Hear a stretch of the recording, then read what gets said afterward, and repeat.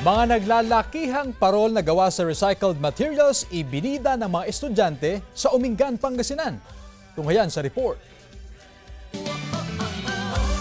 Kung ang Pampanga ang Christmas capital ng bansa, target naman ng Quezon Memorial Academy ng Umingan, Pangasinan na makilalang Best in Christmas Decoration. Nagliwanag ang mga kalye ng bayan sa Lantern Parade. Ibinida ng mga estudyante mula preschool hanggang senior high school ang mga naglalakihang parol na gawa sa recycled materials.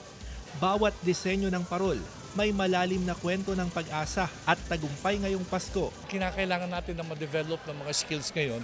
Ang mga bata kinakailangan innovative and creative. Aside of course, dapat critical thinkers sila and problem analysis. Bukod sa mga naglalakihang parol, agaw pansin din sa Lantern Festival ang iba't ibang pailaw na gawa mismo ng mga estudyante.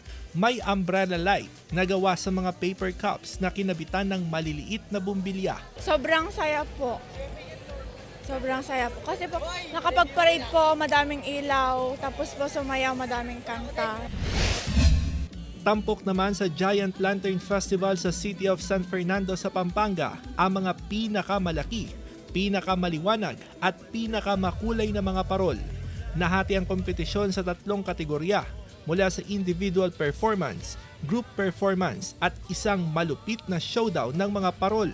Ngayong taon, itinanghal na winner ang parol ng Barangay Telabastagan, Russell Simorio, One North Central Luzon.